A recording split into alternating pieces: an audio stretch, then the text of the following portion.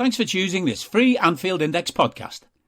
If you'd prefer to listen to this or any of our other shows without adverts, then now's the time to check out Anfield Index Pro. With AEye Pro, you can supercharge your entire listening experience. You'll not only get all of our podcasts without the ads, but you'll have them far faster with our quick publish feature available exclusively for subscribers. AEye Pro also puts you in the heart of our sound studio, with an option to listen to many of our shows live and interact with the podcasters in real time as the shows are recording. Upgrading couldn't be easier. AEye Pro is available on all popular podcast platforms, and we have our own apps for Apple and Android. Just head on over to AnfieldIndexPro.com and get started today. Hello and welcome to AEye Scouted on Anfield Index Pro. I'm Dave Hendrick, joined as always by Mr. Karl Matchett. How are you, sir? I'm not sure. I haven't actually had a chance yet to think about, Liverpool are playing again soon. It's the first time in ages, and I can't say that I've been eagerly anticipating the return of club football for once, and I'm not sure how I feel about Liverpool at the moment in terms of, well, now we'll get back to what we should be. Yeah, I'm kind of like that as well. I thought I would miss Premier League football at the weekend, but I didn't. There was lots of other sports on that were actually more enjoyable to watch, and to be honest, I wouldn't be against having another weekend without having to watch Liverpool play. Now, it is different if Thiago is fit and playing, because obviously we're a much different team. But we come out of a disappointing start to the season. We haven't played now in ages because of the games that were cancelled due to the Queen's death. And then the international break. And we face a Brighton team who are currently sitting fourth in the league. But since they last played, which was the 4th of September, they have lost their manager, had an interim manager, had 2 games postponed, and now have a new manager, and may find some sort of new manager bounce, even though they're fairly bouncing as things are. It doesn't fill me with joy and happiness and warm thoughts. It's a very odd time. I think we're recording, obviously, midweek, so it's 3 weeks today since our last... 3 weeks today since we played Napoli, so we've only played once since then. And they haven't had a game since then, I don't think. So I'm not really sure where they will stand in terms of, players' sharpness, and obviously there's a whole integration issue with new coach and staff coming in and everything, but it's an odd game in any case, isn't it, when you play a team who have just lost their manager through not their own decision as such. We've played loads of times with managers who have new appointments because they've been sacked, the previous one's been sacked or whatever, but this is a very, very different scenario. There was no negativity surrounding the team we're about to play before they changed the manager, so it is a little bit of a different thing to that we're used to.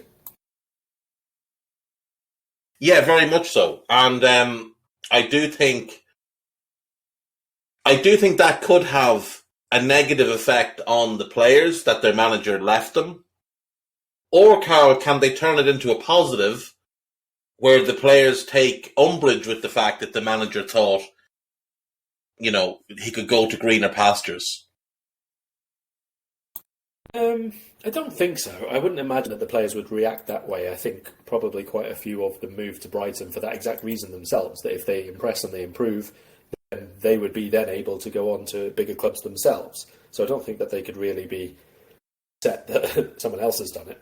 That would be a bit hypocritical and nonsense. Not that there's ever any shortage of that in football anyway, I suppose, but I think the general gist that we got was obviously Graham Potter was very well respected by the players and very well liked by the squad and all the rest of it, and he helped to improve them. So I very much doubt any of them would be dissatisfied that he's upped and left them, apart from maybe the exception being Billy Gilmore, who literally left that club to go and join him there.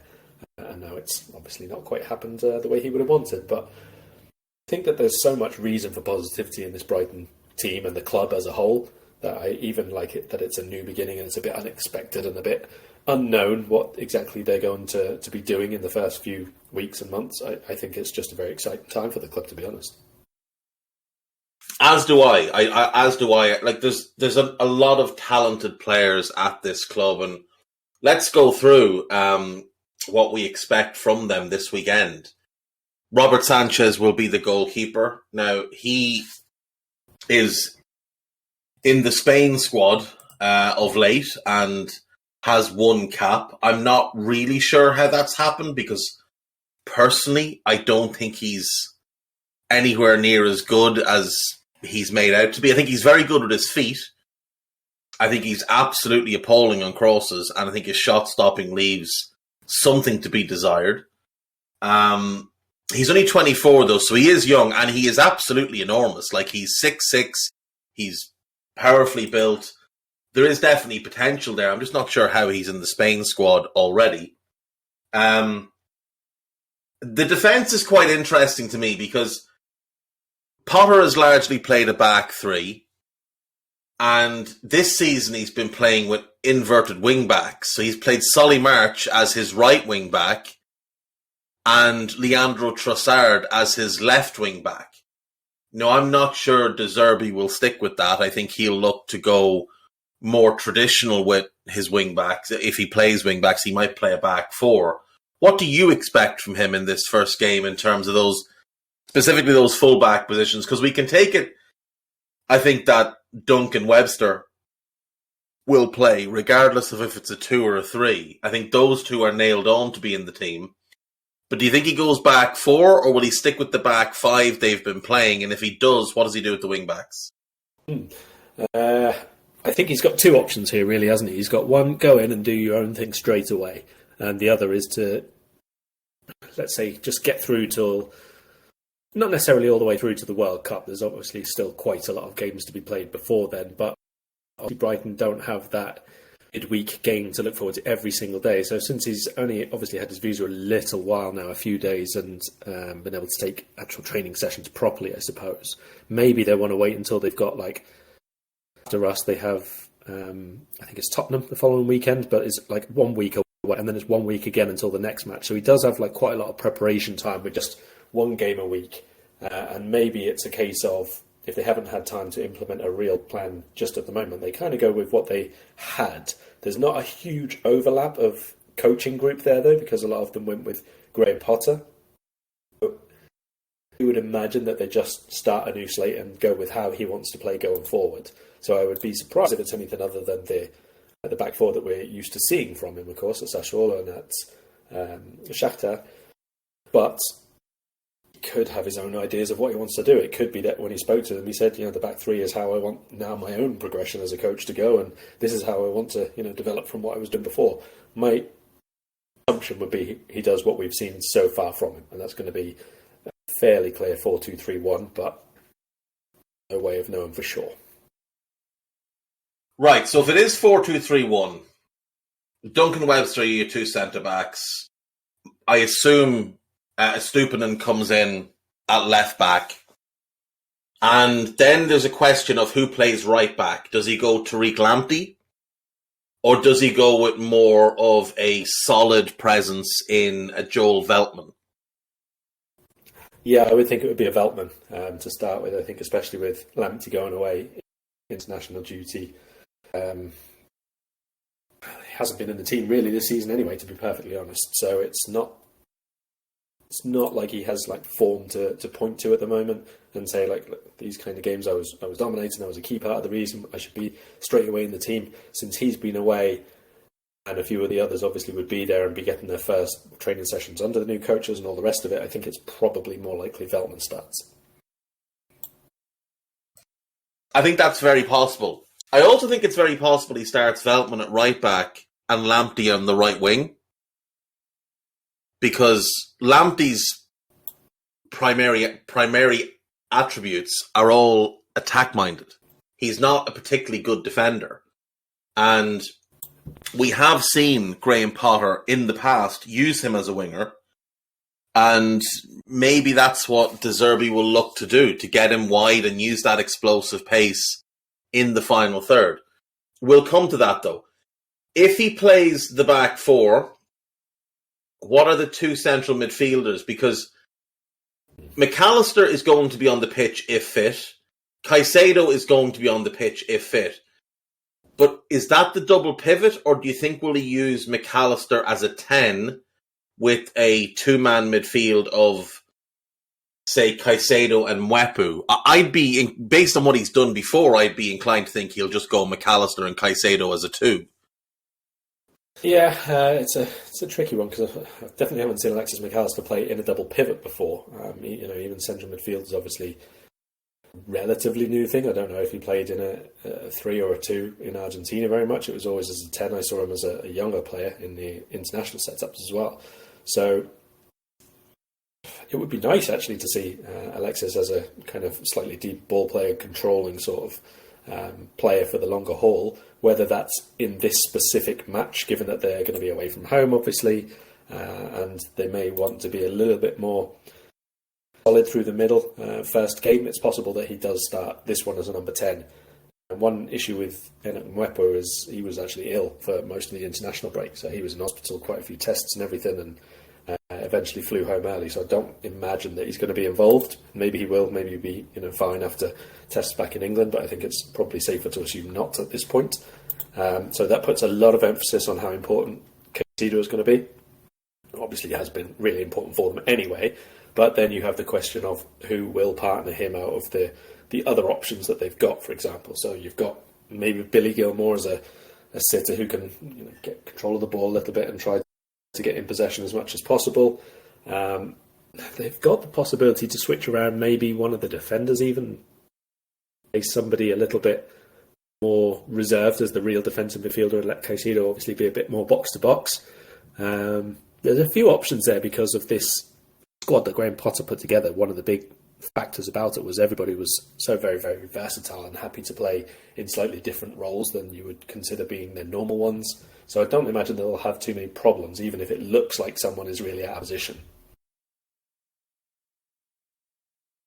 That's fair. I mean, you do have players like Solly March can play pretty much anywhere, and he'd be an energetic pest in midfield. Gilmour's definitely an option, but I mean, I don't know that Gilmour is a better option in a 2 than McAllister. I know he's got more experience in the 2, but I don't know that he's better defensively than McAllister, and he's quite lightweight and easily knocked off the ball. The injury to Jakob Moder is a big one at the moment, and you'd wonder if they're regretting a little bit allowing Alzati to leave the club on loan, because he would have been a nice fit here next to Caicedo. There isn't really a natural option unless he wants to play one of the younger players. So it might well be that he has to... Maybe he moves Levi Colwill into midfield. That kid played as a holding midfielder a bit as an underage player. And if you're just asking him to sit in front of the defence, he could probably do that quite easily. Although it is against a very good team, obviously, in Liverpool. So we'll wait and see. If McAllister's not the 10 and plays in the double pivot, then you'd assume Pascal Gross will play as the 10. If McAllister is the 10, then maybe Gross goes right wing, or would you go Lamptey right wing?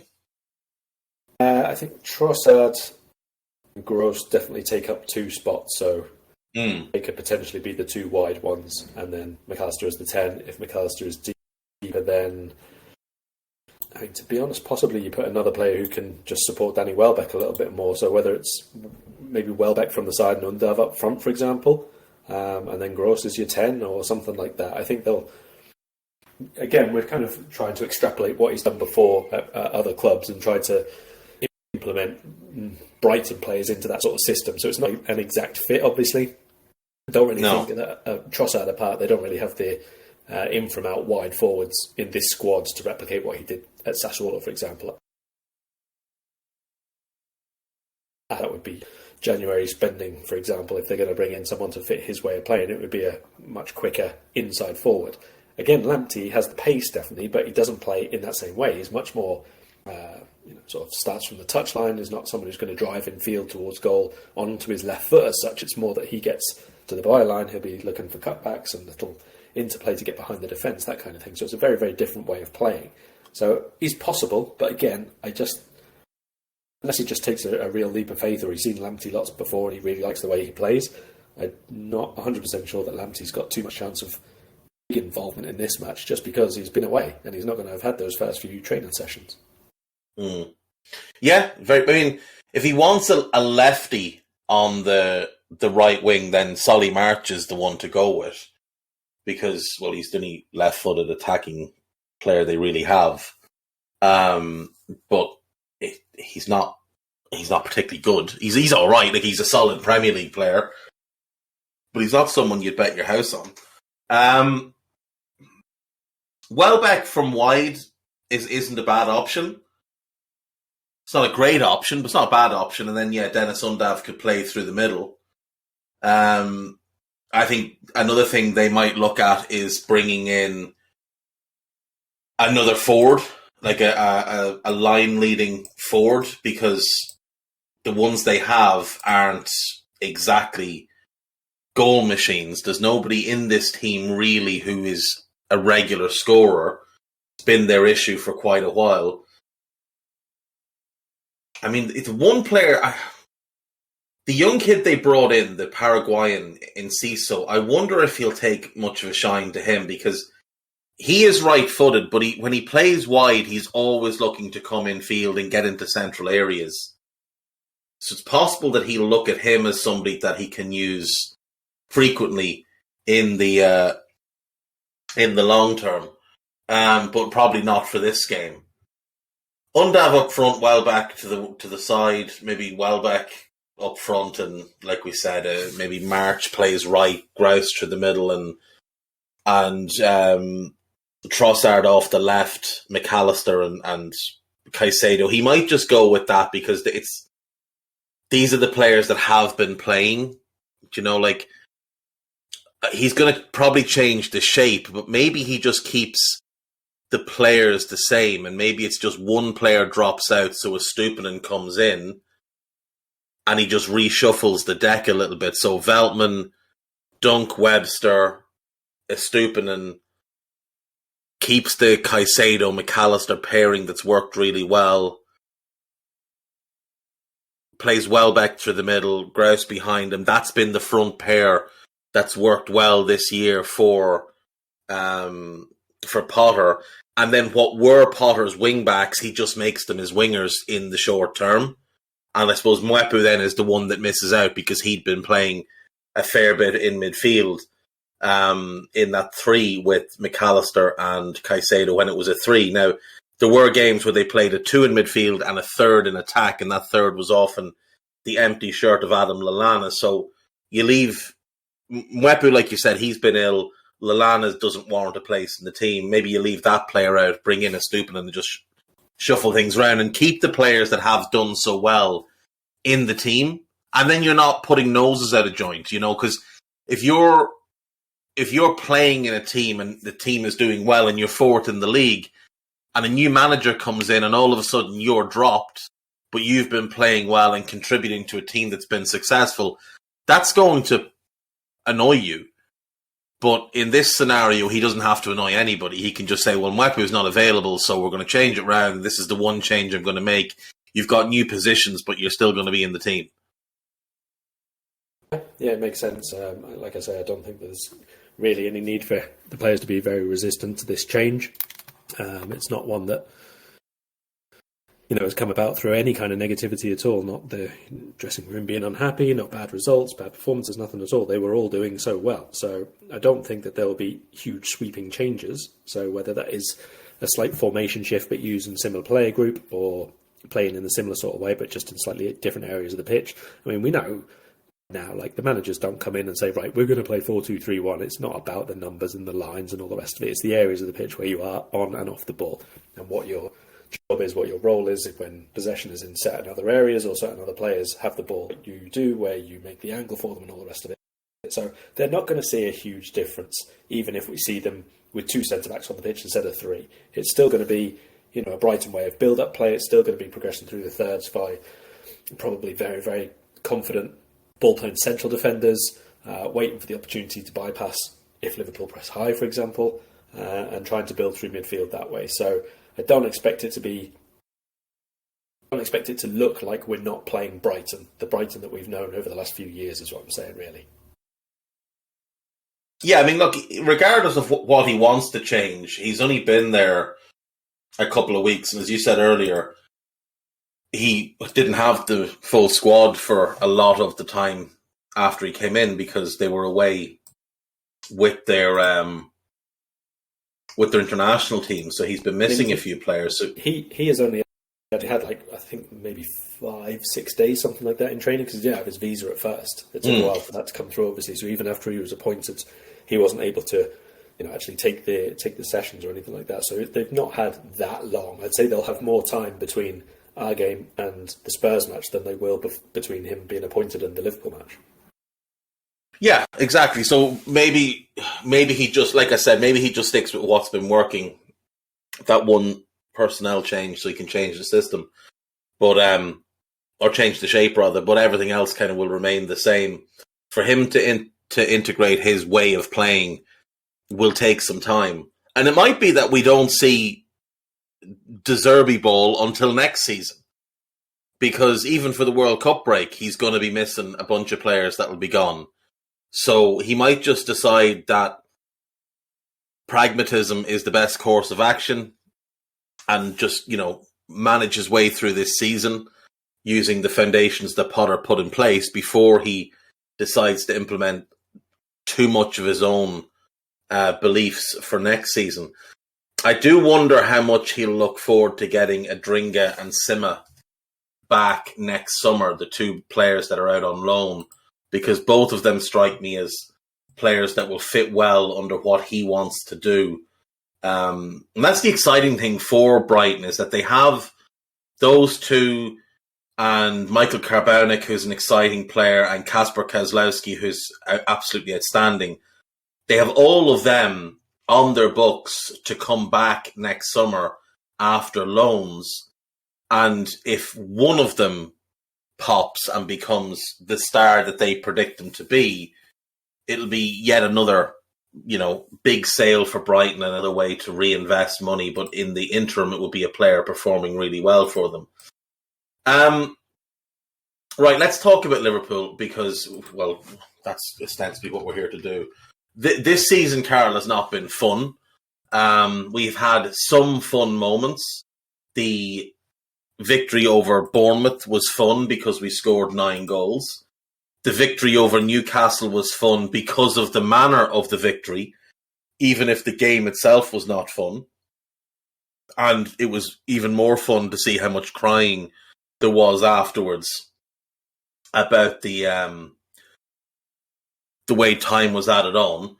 The win over Ajax, I think there was a lot of promising football played in that game, even though we again left it very late to win the game. But aside from that, it has all largely been garbage. I mean, drawing with Fulham, awful. Drawing with Palace, awful. Losing to a really bad United team, awful. Drawing with a really bad Everton team, awful. We got absolutely whooped in Naples. And it really is tough watching. How surprised are you at how badly the start of the season has gone? I think you describe it as garbage. I think that's been really, really kind.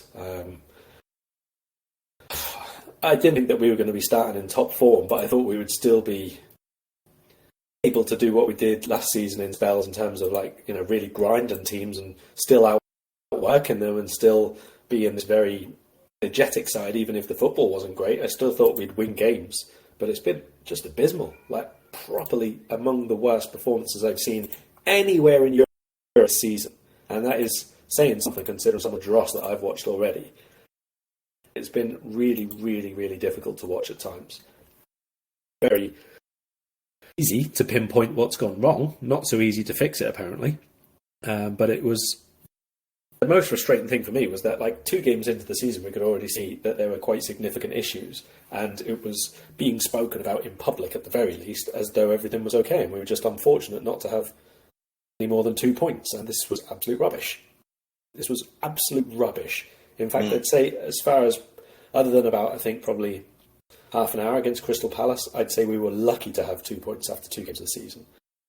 Yes. And it was very, very infuriating for me to not have that fixed very, very quickly, or to at least have the acknowledgement that it needed to be fixed. And it was kind of the same after the Man United game, to be honest. So I haven't enjoyed very much of this year at all. Even the win at Bournemouth, the win over Bournemouth. Obviously, I was like, when we scored so early on, and then it was fun to watch the goals go in. But I didn't actually love the fact that we won 9-0 as much as I probably should have done, just because I was a little bit worried at the time about it, like papering over cracks, basically, that nothing would still get sorted. And it did. Yeah, it definitely did to an extent. I think the conversation around that game was far, far, far too much like, see, we're back. It was only a little blip, and it wasn't. You could still see it even in that game. Bournemouth were among the most dismal examples of humans that I've seen for many a month, unfortunately, but that was just the state that they were in at that time, obviously.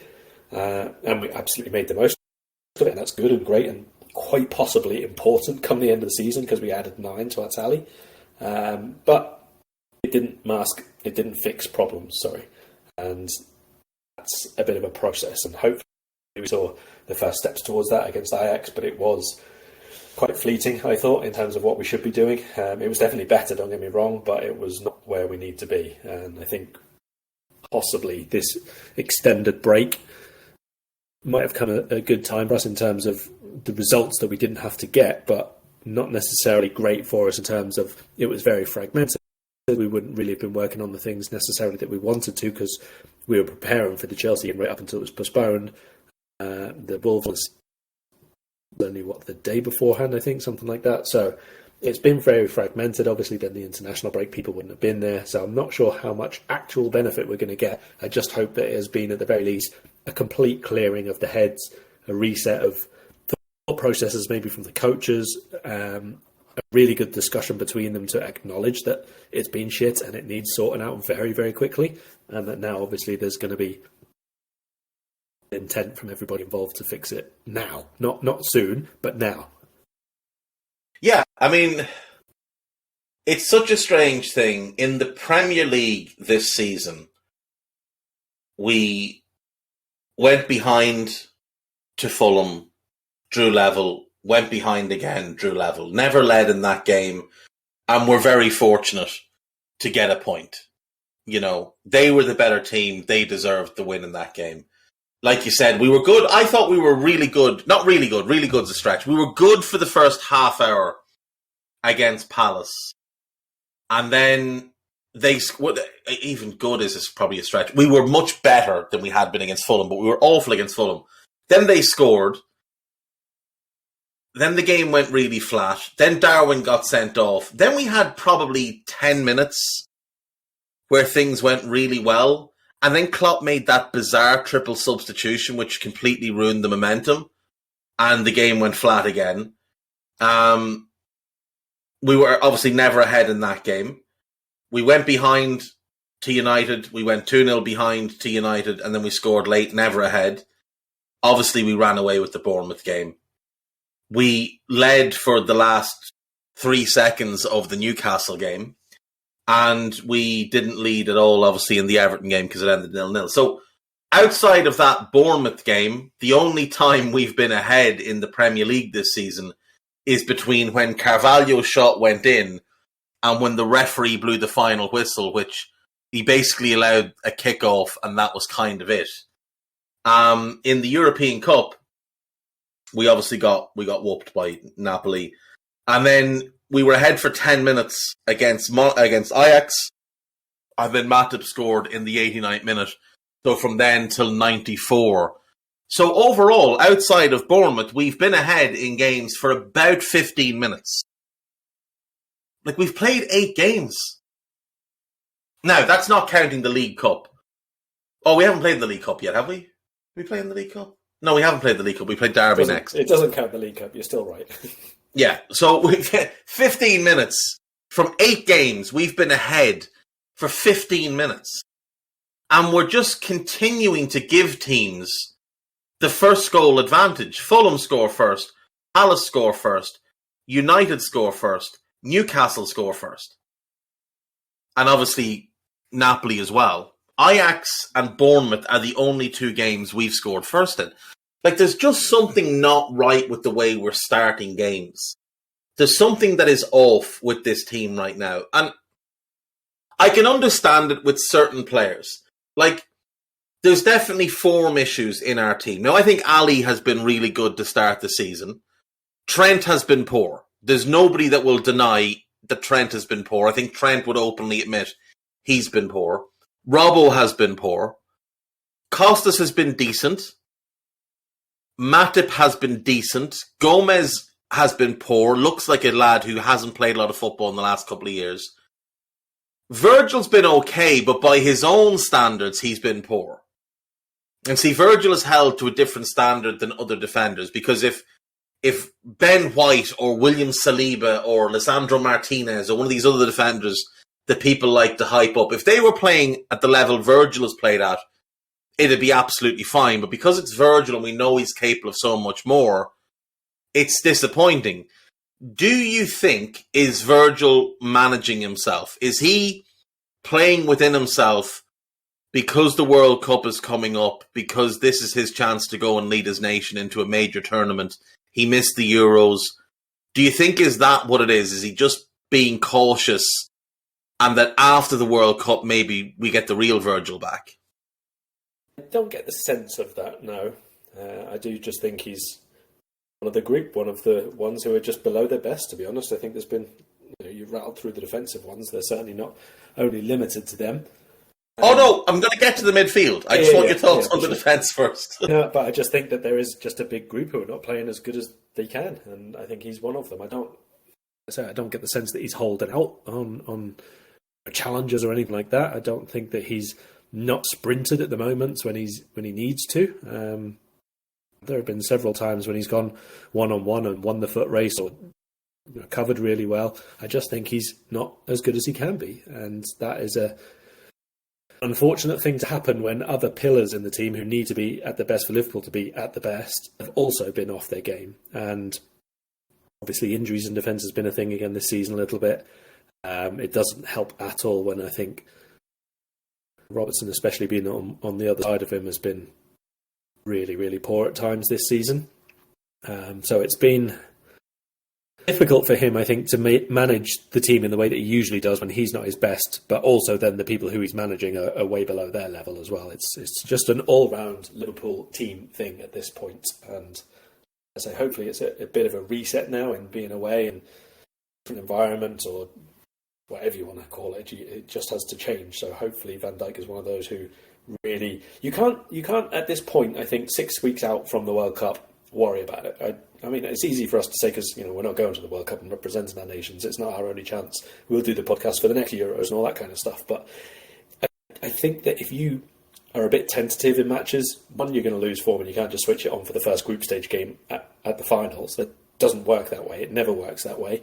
And secondly, we already know, we're at this stupid point in the stupid season where the most ridiculous, innocuous thing, you might miss it. And it doesn't matter if you're holding back. It doesn't matter if you're full-blooded. You might just turn your ankle running back from a corner or something like that. It doesn't have to be anything. It's like, if you're out for 4 weeks, you're out. That's it. It's a very awkward and stupid and unhelpful timing. It is what it is, and you have to just sort of put it out of your mind, I think, at this point. So, what's your choice? Well, the defence might well pick itself for this game because of a couple of injuries. Are we expecting Alisson, Trent, Joel, Virgil and Costas as the defence for this game? Yeah, I'm not 100% sure what the Andy Robertson situation is. Is it, obviously he missed the Scotland international, so I think he's still expected to be a little bit sidelined for this game, but I don't think it's been confirmed anywhere. But other than that, I don't actually see any alternatives because Nate's not going to be back and certainly not fully fit.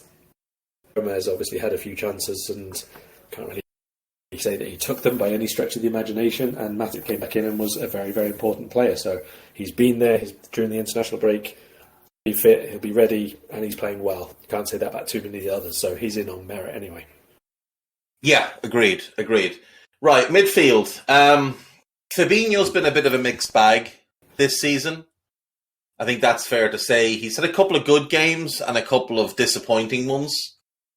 Thiago's obviously barely played. He played the first half against Fulham, didn't look his normal self, but was excellent against Ajax. and didn't play in between. Milner's been awful. Henderson's been awful. Arthur's not played. Naby's not played. Ox hasn't played. Curtis hasn't played. Harvey Elliott has played. And Harvey has played well. Like, there's absolutely no doubt that Harvey Elliott has played well. But I think he's played well to the detriment of the team, because I just think where he plays an attack limits what Mo can do and kind of forces Mo that bit wider. And what he does defensively leaves us very much exposed down that side. He's a willing defensive player. He's active. He tries. He's just a little bit brainless with what he does. Now, that's just because he's very young and he's not a midfielder. Look, like I've said this before, it doesn't matter how many times Klopp plays him in midfield. For now, the kid is not a midfielder. He is a winger who's being played in midfield. It's a transition that maybe he can make over a number of years, but it's not going to happen straight away. And while it's ongoing, it is going to hurt us more than it helps us. But with that said, I don't really see what other option Klopp has for this game, because, like I said, Henderson's been awful. And he was awful last year. And he played 5 minutes for England.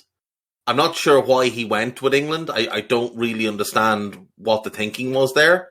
He clearly wasn't fit for the first game because he wasn't in the squad. And he clearly wasn't fit to play much more than 5 minutes in the second game. So what was the point in him doing that rather than being back at the AXA training with Liverpool, other than to pick up a cap?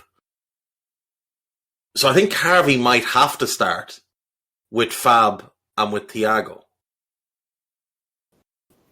Yeah, that would be my assumption as well, unless we do the thing that we've spoken about 6 times already this season and we haven't looked like doing any times in the matches. Let's go to a double pivot. So on the assumption that that continues and we are staying with the 4-3-3, then yeah, I think it has to be Elliott. I've seen a few people suggesting maybe they swap over sides, not swap roles, but swap sides, so that Elliott is sort of left side of the three, which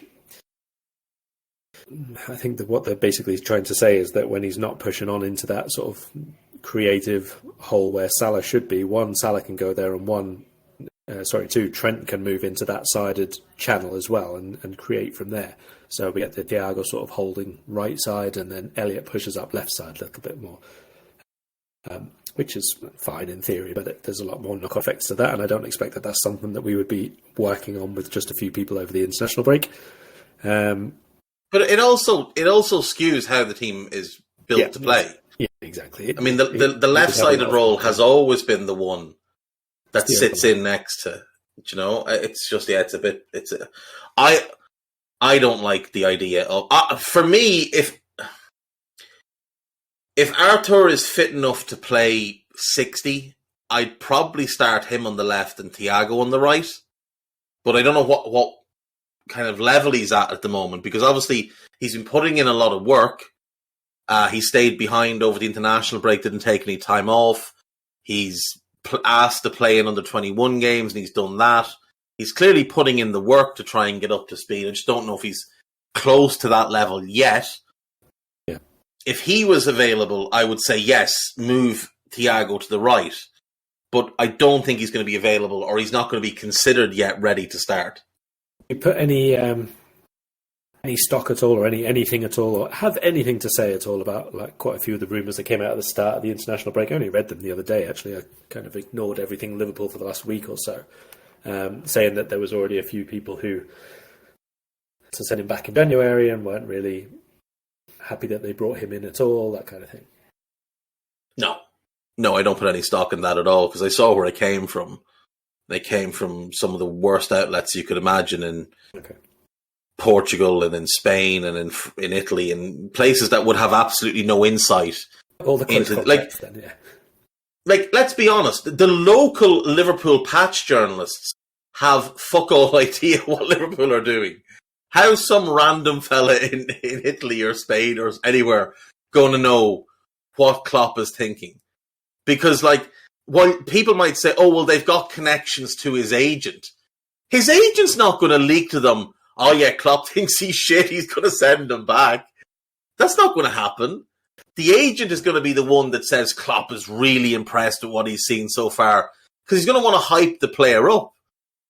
So there's no logical argument that anything would come out of Liverpool to Romano or Calcio Mercato or El Nacional in Spain or Guillaume Balaguer. He might have got the bit from the agent that said Klopp was really impressed with his work ethic. I could see that coming from the agent. But none of the negative stuff's going to come out.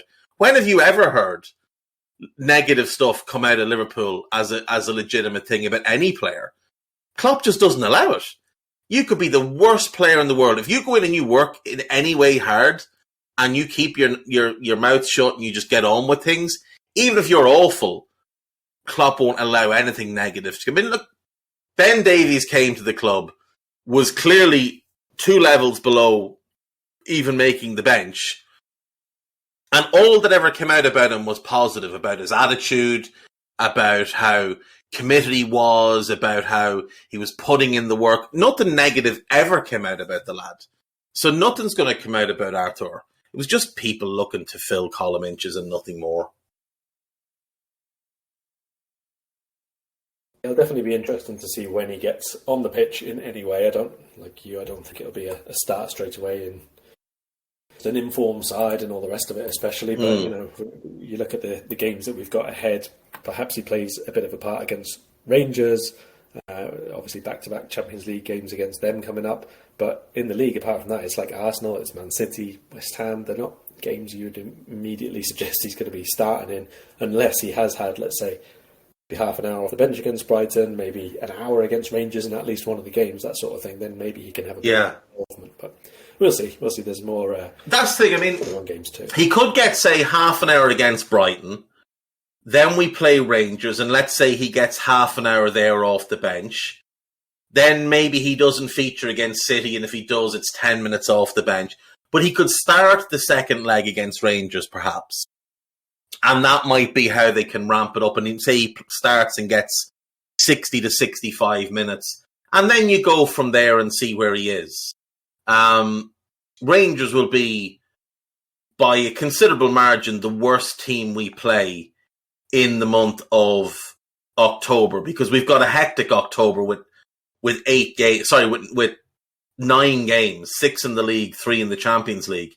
Brighton are good, Arsenal are good, City are very good, West Ham are good, Forest are still better than Rangers, Leeds are still better than Rangers, because Rangers would be a championship team if they played in England. They wouldn't. That's not a Premier League squad that they've got. And we get Rangers twice and Ajax.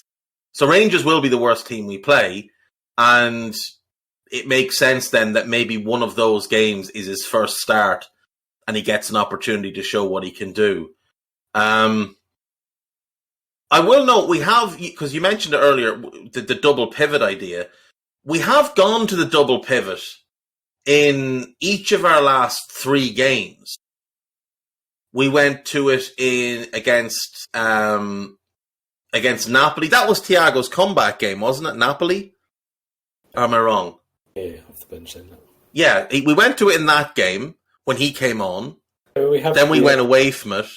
We've been basically reliant on that as our switch when things aren't going the way we need it to, but we haven't started with it yet. No, we haven't. We did it against Ajax, obviously, for a chunk of the game, and we did it against Everton for a chunk of the game as well. But I will be interested to see if he will consider it. If he does, I think it would suit most of the players a lot more than the current setup. With the potential exception of not going with Harvey Elliott as one of the double pivot issue, you mean, which happened last time, obviously. Awful. Just looked lost. Poor fella. Just looked absolutely lost. It was a bold move. It was a very bold move. Right, let's just assume it's Elliott, Fabinho, and Thiago in midfield. The defence we've been through. In attack, then he's got one big decision to make. So Salah's going to start. My assumption is Diaz will start. But it could be Jota left wing and give Diaz maybe a bit of a rest And if he does that, then there is the opportunity to start Darwin through the middle. But what would you do in attack? Knowing that Salah will start, what would you do with the other two spots? I think Jota will probably start. So looking back again at the last game that we played against Ajax, I think he looked decent in spells. He was quite busy and he brought the energy that we definitely had been lacking, and we were really, really desperate to get back into the attacking line. On a technical level, not quite there, but which is totally understandable because he was not good at the back end of last season, and he had a load of injuries, and then he's missed all the start of this season with injury as well. So you wouldn't expect him to be in full flow in terms of his rhythm and everything, but I think he did good work. So assuming no fitness issues coming back from international duty, I'd say he starts again. And a bit tricky for the other one because obviously long haul flights back from South America, certain levels of involvement for Darwin and Diaz. I'm not really sure how we go with that one, to be honest. It's almost a potluck. I mean, I'd say Diaz because he's nominally the starter and is our best forward this season, but we have seen obviously sometimes that Klopp doesn't want to risk them, or the sports scientists say don't start them at the very least, and so it could be a little bit of a change around there. Obviously, we haven't mentioned Carvalho either, but I don't expect he's starting at the moment. No, I don't think so. And I mean, look, he could be an option to start off the left if Jota's through the middle, and Klopp doesn't want to risk starting Diaz or Darwin. That's certainly a possibility. He has obviously looked bright this season. He obviously didn't have a good game against Everton, but largely because he was played in midfield and isn't a midfielder. I assume it'll be Diaz and Salah either side of Jota, and maybe use Darwin off the bench. But I don't know, with Darwin scored and played well for Uruguay, and I'd like to see us try and kind of piggyback off that while he's got his confidence. He looked a totally different player for Uruguay than he has for us, because there's not as much pressure on him with Uruguay. He doesn't seem as hurried in everything with Uruguay. He seems more comfortable and more confident in his role with them, which is understandable, considering he arrived with an enormous fee and everything he does gets micro-analysed, and we saw a cross in training that was overhit, and, you know, the usual social media muppets trying to make out that it was a shot when it was very clearly a cross. And what should have been the focus of the video was how well he did to win the ball off the defender. So, you know, like, that kind of stuff is probably going to have some sort of effect on him, because he is quite active on his social medias. So, you know, we do have to take into account that he's probably just very, very eager to impress. Do you know? How long did he play for Uruguay in that second game? 60, I think. Maybe that does push him a little bit closer to starting, because that was the day before, or sort of certainly earlier on, the day before Diaz's game for Colombia, which was very late night for us, or early on in the morning even, against Mexico, and he played the full 90 in that as well. I mean, he came off subbed in injury time sort of thing, so he did effectively play a 90 half a day later. So possibly, like I say, that's one of the things that they look at in terms of getting back to Merseyside, presumably Thursday. You'd guess. Maybe that's not enough time, like recovery one day, tactic session another day, and then match day. So there's not a whole lot of recovery time there for Diaz. No, there's not at all. And obviously, with this game being a 3 p.m. kickoff on the Saturday, you know, if it was a late kickoff or preferably a Sunday kickoff, he'd have that extra bit of time. But the fact that it is a 3 p.m. Probably means that it's a very short turnaround. I mean, the other option obviously is to play Jota left and Bobby through the middle, which again is an option. Bobby didn't play for Brazil at all. So I mean, maybe he's just in a fresher state of fitness, so maybe he's an option. But Bobby has been a mixed bag himself this season, and by mixed I mean more poor than good. Look, this is why we don't get paid 11 million a year. This is why it's Jurgen's decision to make. But Eddie, if you've got it, I'm more than willing to take it, mate. No, look, I think that those are the two positions that he probably has the biggest decisions on. Now, there is obviously the situation at right side of midfield. Henderson will want to start, and Klopp has given in time and time again and played him when he doesn't deserve to play or when he's just back from an injury. So it is possible that he starts there. But I do think the defence midfield, the defence and midfield probably pick themselves, and it's just a matter of who plays in those last two forward positions with Salah. I think everything else should be fairly set. Yeah, I agree. I don't see how Henderson would be fit to start this game, considering lack of minutes, lack of training, obviously at Liverpool across this international break. It wouldn't make a lot of sense at all. No, I mean, if he'd stayed behind and just trained at the club for the past couple of weeks, then it would likely be possible, but not now. And I mean, it doesn't really matter. I mean, like, Liverpool have still got quite a few out injured at the minute. Henderson's going to be needed to play, whether he's in form or not. He's going to be needed to play. We've got, starting with this Brighton game, 4 matches in 11 days, so he's got to play. So he needs to be fit and ready to play when he is called upon. So there's no point in just chucking him straight back in if he's not ready to give a really, really good 60 minutes of energy and enthusiasm and doing all the jobs and, hopefully on the technical level improving on what we've seen so far as well. But we need people to be, at the very, very least, fit and full of running at the moment, because that's been one of the most diabolical aspects of our season so far. Mm. Yeah, I mean, just in terms of injuries, Ox out, Naby out, Robbo, they're not really sure, or at least they weren't before the international break exactly when, but they would say it was that after the international break type of thing. Ibu is back in training, so, like you said, he'll need to ramp things up himself. Curtis Jones remains a mystery.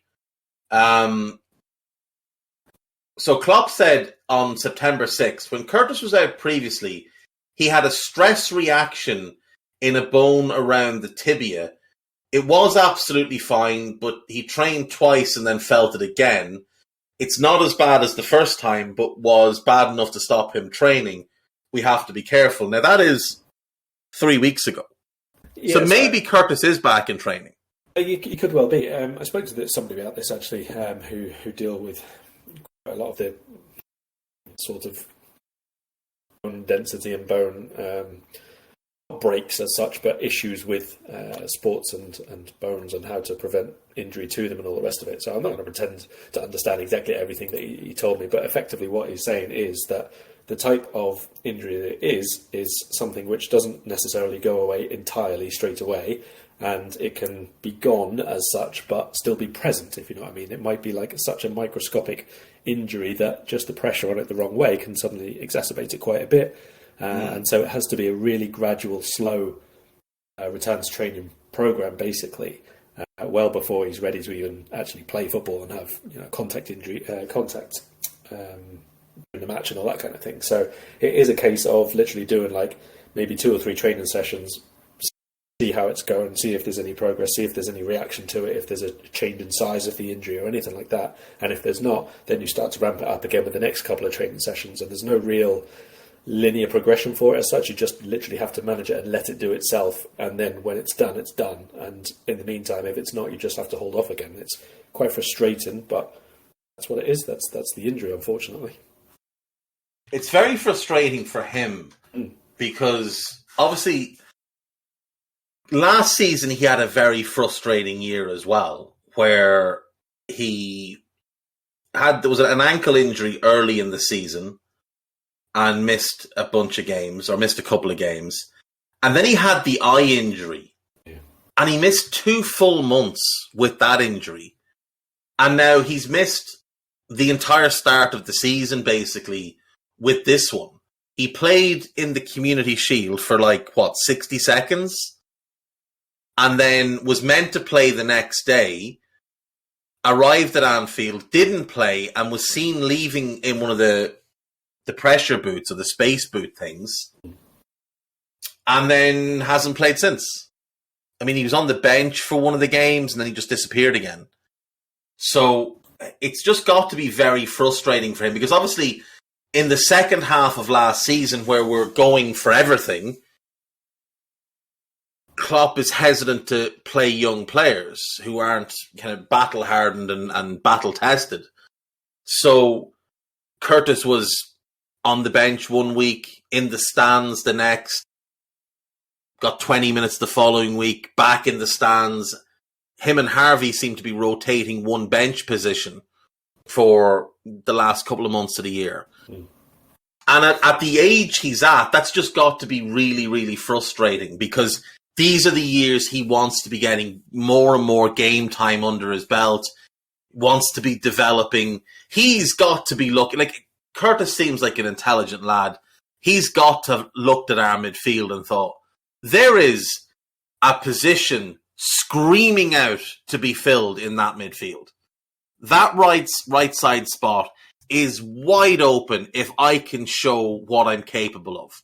And we know he's got the talent. Like, we know he's got the talent.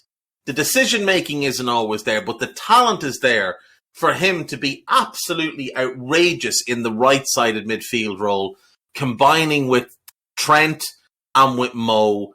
He's got both the on-ball and off-ball capabilities to do it. He's got the physical stature to do it. He's a big, strong boy. He's got to be frustrated knowing, because players know how good other players are, and players watch games and know how well someone's playing. There's no way he wasn't sitting at home last year with that eye injury, watching Jordan Henderson and going, if I was fit now, I could take that spot. I could be better than he is playing right now. At least to the point where it becomes, I play one game, he plays the next, as Jurgen tries to manage an older player. So you've got, because he'll have seen the Naby Thiago platoon on the left side, and he'll have to have thought, if he hasn't, then I'm disappointed in him. He has to have thought at some point, I could be sharing that right-sided role with Henderson. And in time, that can be my role in this team. I can make that my own. And injuries are just taking away that opportunity. He's been overtaken by Harvey Elliott. He may well get overtaken by Fabio Carvalho if he's not careful, even though I think Fabio belongs in the front three and not in midfield. But like, the other thing for him is he can also play off the left. And Diaz came in, did really well. Carvalho's come in, he's been exciting. He's fallen behind them on the left wing as well. So, like, it's just going to be really frustrating for him at 21 when he should be getting more and more game time to be sitting out and having to watch through kind of freak injuries. Like, he didn't get a bang or anything that caused this injury. The eye injury was a freak injury. It's just so unfortunate for him. It is, and even after the eye, I think he got COVID then, and he had something else. I think there was a concussion at the start of the season as well, wasn't there, last year? So it was like one ridiculous situation after another for him for a while. And the annoying thing is as well, when he came back, he had like a couple of his most impressive games all around. The Bournemouth one, the Porto game, I think, soon afterwards, and like there were a few games where he was like really taking the lead and showing that he could be a regular starter, if not a first name on the team sheet type of player. So hopefully he overcomes this, and that's kind of the end of it. Then he can put it behind him at some point. But it's especially frustrating for him now because of all the other injuries, because of the inconsistencies at the start of the season. You mentioned looking at Henderson, his performances. Knowing what we know about Curtis Jones, he's probably looking at like Mohamed Salah and saying, "I'm better than you." That's the kind of guy he is. So he's had a look at Thiago and thought, "Yeah, I mean, you're Spanish and you can pass the ball, but I mean, you didn't score against Everton in the derby, like."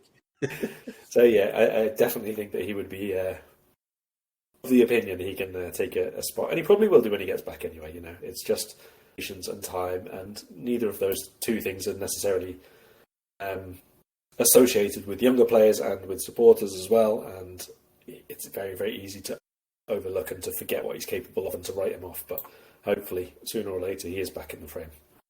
Well, look, while Curtis is injured, he obviously can't do too much. What he can do is he can work on the two things that seem really important in a Jurgen Klopp right-sided midfielder, which is pointing and shouting. So, just go. I don't know where he lives. I don't know if he still lives at home. If you do live at home, Curtis, and you hear this, just get yourself into the kitchen and just start barking at your mum, barking at your dad, barking at your siblings, pointing, telling them where to go. You go and stand over there. What do you mean you're going to work? Over there.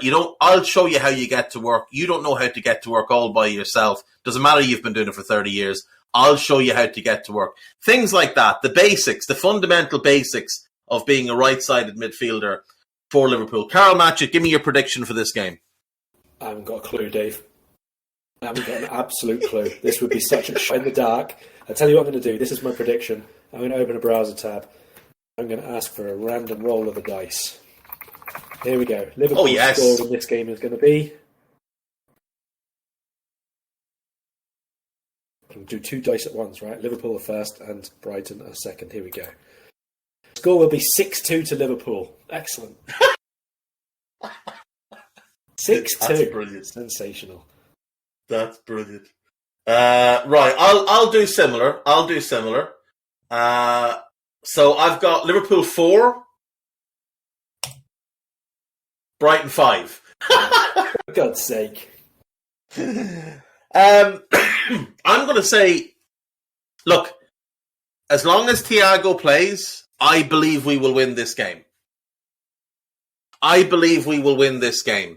Because when Thiago and Fabinho start without Henderson, I think we've only ever lost once, and that was Inter Milan at home in the second leg of the European Cup quarter-final, when we didn't need to win anyway because we were winning 2-0 from the first leg.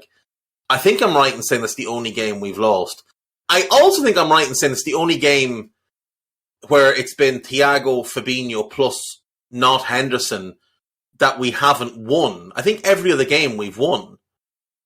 So in that sense, I'm going to say we win this game. I'm going to go 3-1 to Liverpool. I think Salah gets one. I think Jota gets one because his movement will cause Lewis Dunk a lot of problems. And I'm backing Darwin off the bench to come on and score. So I'm going to go 3-1 to the Reds. Give De Zerbi the wrong type of manager bounce. That medicine ball bounce where it hits the ground and just dies.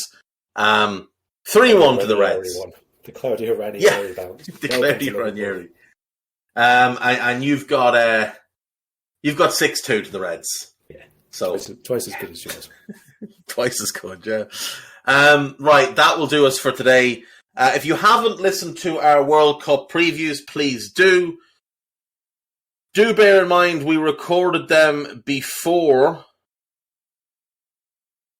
Ronald Arroyo pulled out of Uruguay's squad to have surgery. So please adjust your expectations for Uruguay accordingly. And that is it. We will be back next week when things really start to heat up. And we will be going twice a week for most weeks moving forward. Yeah, we'll be back for Rangers. And I'll see you then. Bye-bye. We hope you enjoyed listening to this Anfield Index show. Please be sure to subscribe to our channel so future podcasts find their way to your device automatically. There's nothing quite like fan engagement, and we'd love to know what you think of anything discussed on this show. The best way to get in touch is over on our free Discord community, where both podcasters and listeners debate the hottest LFC topics 24/7. Sign up free now at AnfieldIndex.com/Discord. You won't regret it. You can also follow us on Twitter at Anfield Index and find us on Facebook by searching for Anfield Index. Oh, and before you go, we'd love it if you could leave us a 5-star review on your favourite podcast app. It only takes a couple of seconds, and it means the world to the people who create these free shows.